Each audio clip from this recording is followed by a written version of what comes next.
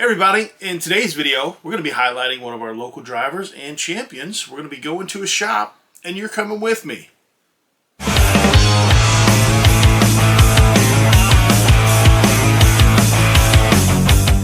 Everybody, as I said, we're going to be talking to one of our local drivers. We're going to be talking to B Modified driver Adam Hall. Now Adam has been gracious enough to invite us down to his shop and kind of let us ask some questions about his B Modified. So, thanks for joining me. Let's go on down and talk to Adam. Hey everybody, we are here with Adam Hall, who is gracious enough to invite us down to the shop and talk about what's sitting right behind us. Now, Adam is the 2024 B-Mod champion out there at Callaway Raceway, if I'm not mistaken. And again, I want to thank you for giving up your time. To not just me, but to the people that are going to watch this video out here and the curious fans that are wanting to know what exactly this is back here. So, Adam, tell us a little bit about the car, what it is, as far as what it's called, what class you run in, and we'll go from there. All right, so this is a PowerI / USRA B Modified, which is the sanctioning bodies that we run. It's built from out of Urbana, Missouri, by Scotty Allen Auto Sports. You know, it's just your typical B Mod that we've had from the past years. You know, just under the PowerI and USRA sanction. That's cool. Now, have you seen a difference in, are the rules and the setups, are they pretty similar with PowerI as far as like the difference between the UMP sanction or the IMCA? Is PowerI any different or is it pretty similar? Oh, they're all pretty similar. There might be a few things we have to change here or there to be UMP legal if we wanted to go out to Illinois and race, or I think the only difference this year is we can run aftermarket lower A-frames in PowerI. We still got to run the stock stamped in USRA. I don't believe they've changed that yet, but there's just a few minor things. The big thing between UMP and USRA and PowerI is the tire rule. They're allowed Hoosiers and we're on American Racer G60. So. Oh, okay. But it's all just kind of minor stuff here or there. That's cool. So now a lot of times some of the old heads will still refer to these as modified stock cars. Right. If you look at some of the old programs from way back in the day, it will say on there is modified stock car race or late model stock car race or whatnot. So even though there's probably not much on this car that's stock, what makes this a modified stock car? You know, really just the front clip, and you know, you hit the nail on the head. It's like the Robert Duvall line in Days of Thunder. There's nothing stock about a stock car. Well, there ain't really much stock about any dirt car anymore. But I'd say probably 98% of these things, the front clip, so firewall forwards, based off a 68 to 72 Chevelle. Now, you know, in the last 10 to 12 years, they went to stock stamped frames, as obviously you're harder and harder to find the actual stock ones. So they come in like 3 pieces and they weld them together and jig them and everything like that. But as far as just bone stock, like out of the salvage yard, you're probably not going to find anything on any of these anymore. Everything's stock stamped and things like that, or aftermarket like my lower A-frames. Oh, okay. Okay, that's kind of interesting because, you know, every once in a while you will read in, I don't want to say a rule setup, but sometimes the term stock equivalent or, you know, stock adjacent or, stock appearing. Because that is interesting because you are right. They're not really making that many, they're not making any more Chevelles. Right. And the chances of finding one, even in a salvage yard nowadays, that hasn't been already taken up is pretty slim. So that is pretty cool that they are making that so you guys can kind of still have that in here without going to a complete tube chassis. Right.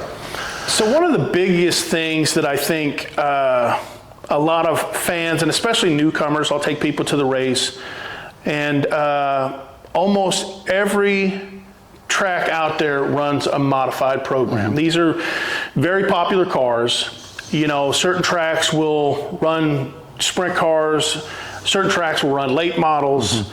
Almost every track I've been to has some sort of modified program. There's not too many tracks that don't. In fact, the only one I can think of off the top of my head is Double X right now. And they still bring in them every once in a while, you know. But one of the things that I think the fans notice first, obviously, is the open wheels in the front. And that allows you to notice the second thing. When you're going around the corner, you know, you have one of the wheels way up in the air. And you're almost running on three wheels. A lot of people are like, you know, how can they even do that? And that's one of the big things that people notice. How does that transfer to you in the car? Can you feel that rear end sit down and squat, and can you feel the car almost twist? Oh yeah, yeah, you can feel all that. Obviously, if it gets bad enough, you can really feel it. But you know, everything with these things, we're getting into more and more attitude and things like that. And you want the right front buried down in the track. You want to make sure the left rear stays up in the air. But yeah, you can feel it every time that right rear hits a dimple or hits a rut or even hits loose dirt.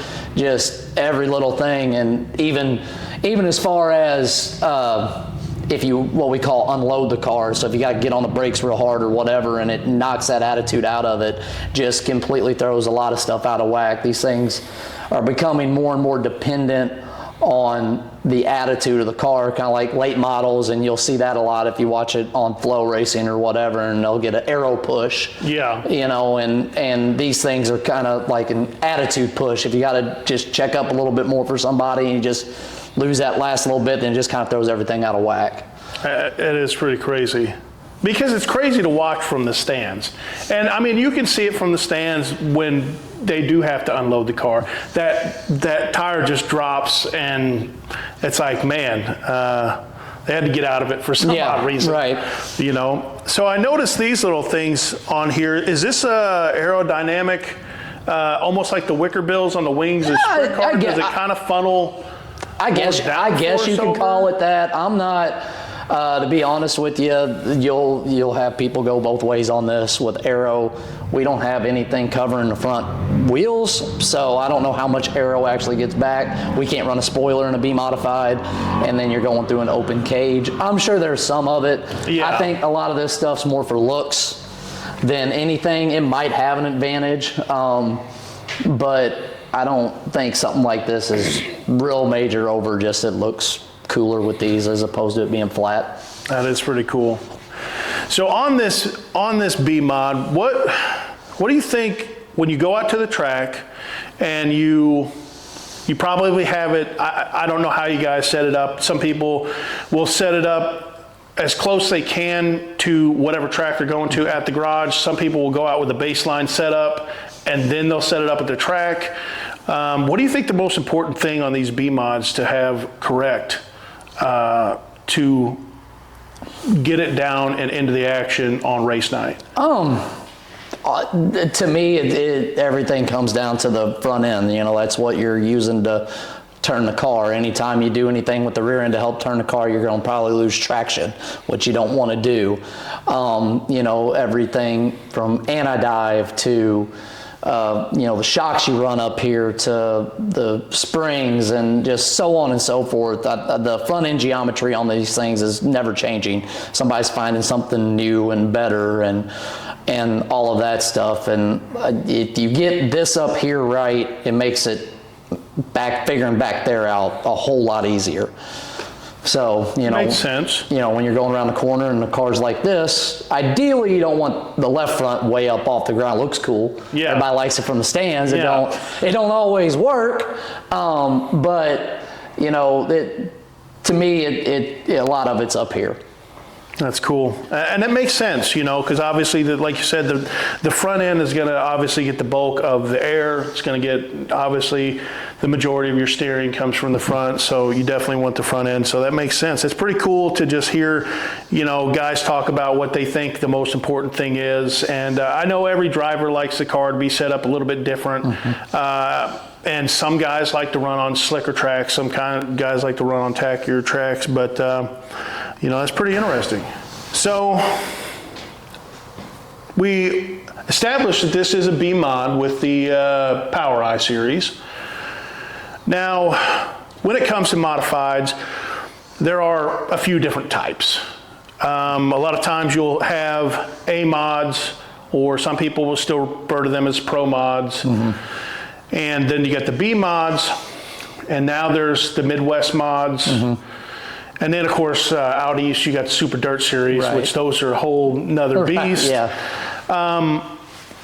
What are some of the differences between, like, the B mods versus their, I don't want to say bigger brother A mods or Pro mods, but they are considered, you know, the top tier modified, you know.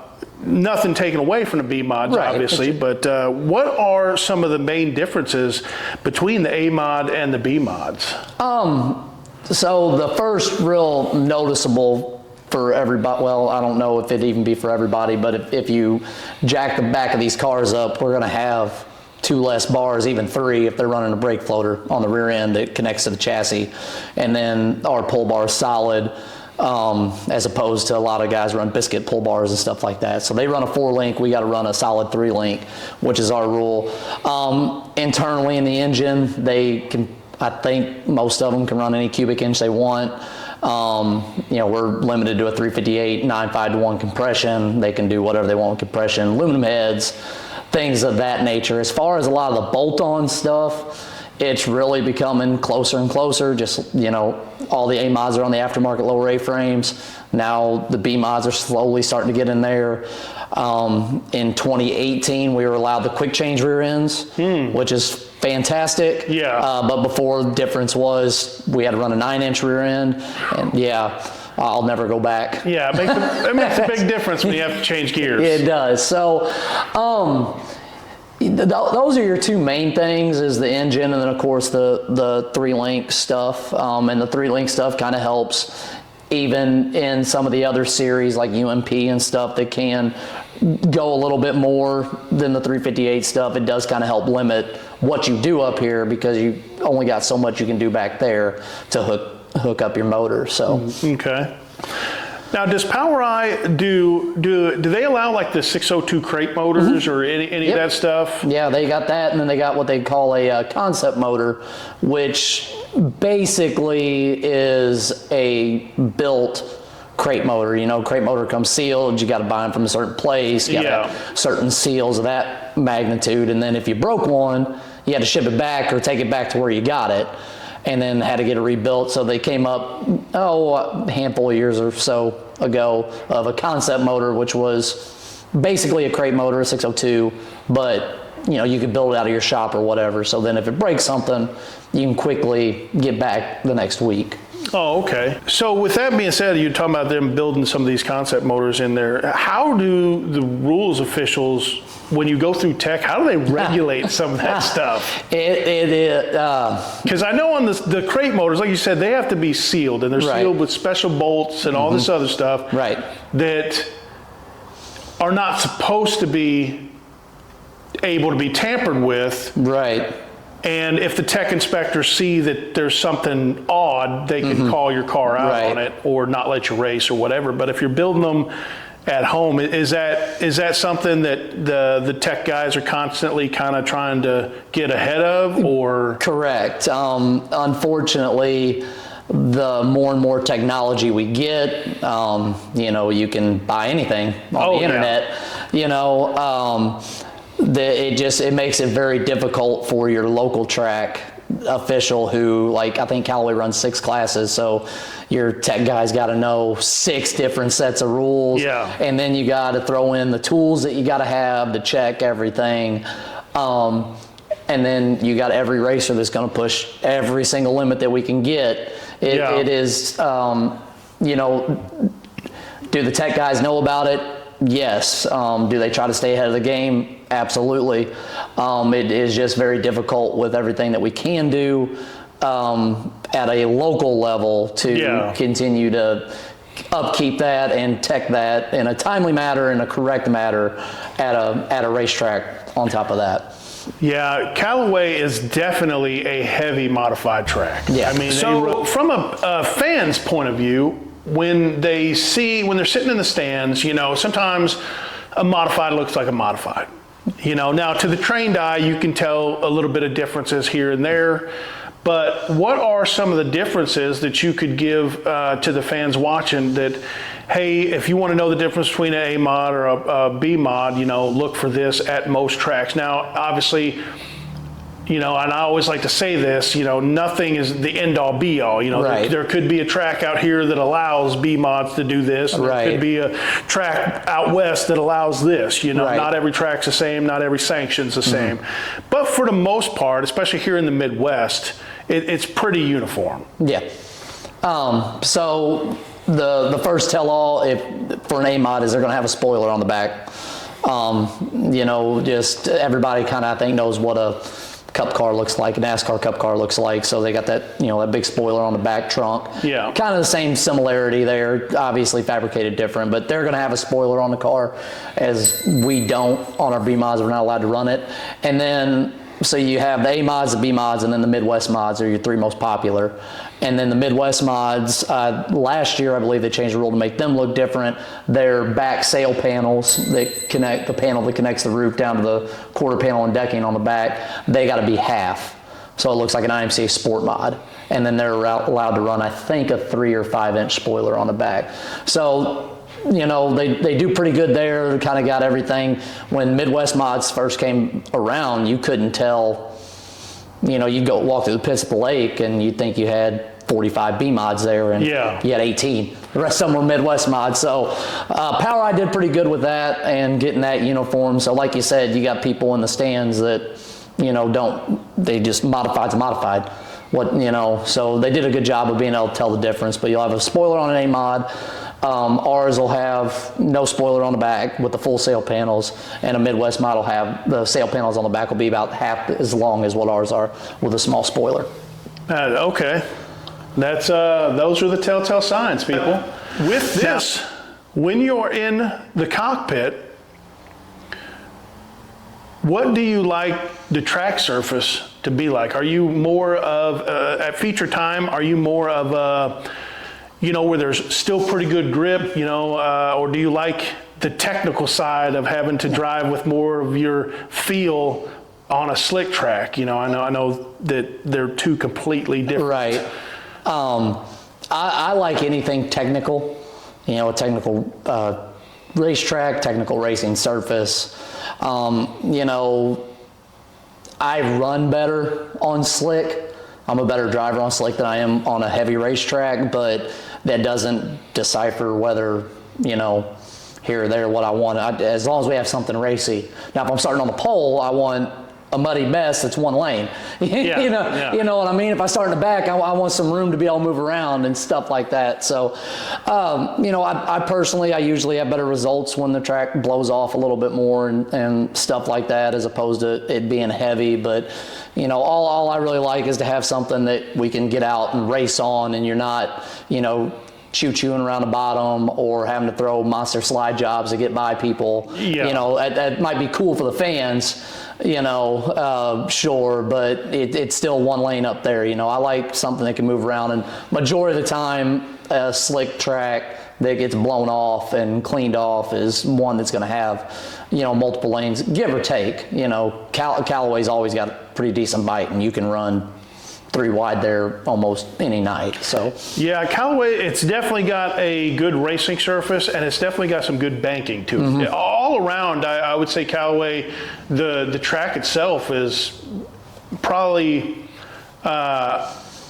one of, obviously, you know, Double X is my favorite track, but the track itself, if you're talking about the width, the banking, and the racing surface all around, I think Callaway is a very, very fine track. Yeah, you'd be hard pressed to find better racing in our area than what gets put on there most of the time. It's one of the more racier tracks that I've been around week in and week out.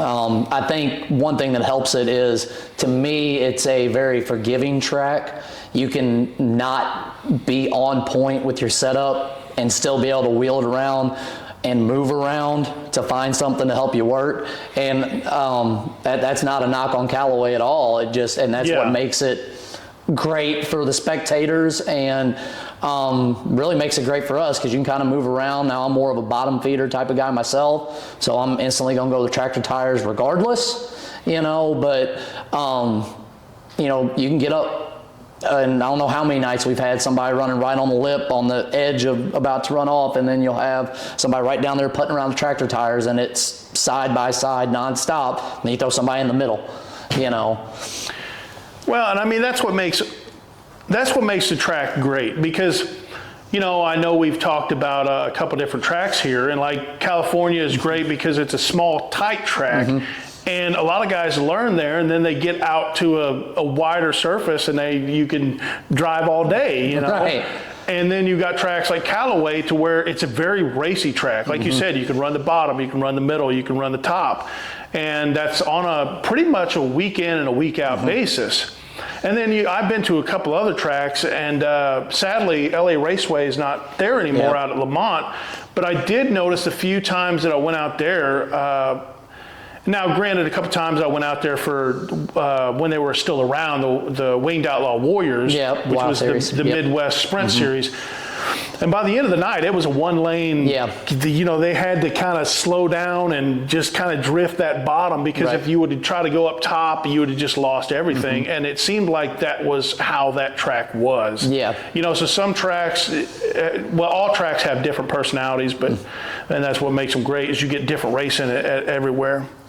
So speaking of tracks, what's your favorite? Oh man, I got a soft spot in my heart for State Fair, for numerous reasons. I've only been able to run on there 5 or 6 times, I think. Yeah, it's sad that they only run once a year now.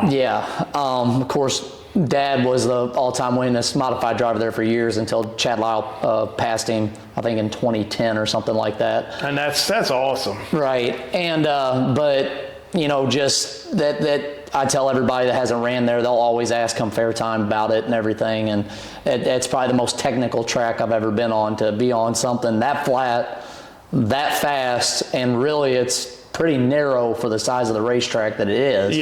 And it's a long way around the corner, especially compared to what we're racing on, like Double X on Sunday nights, or even Callaway on Friday nights. And so I got a soft spot in there from that. I grew up there. Sedalia was the only track when I was a kid that allowed kids in the pit area. Capital you had to be 16, so I could go to Sedalia and be in the pits, and for not racing on it very much, I got a soft spot. But my favorite that I actually get to race on a lot is probably Double X. Just the amount of it, for as small and tight as it is, you can still carry pretty good speed.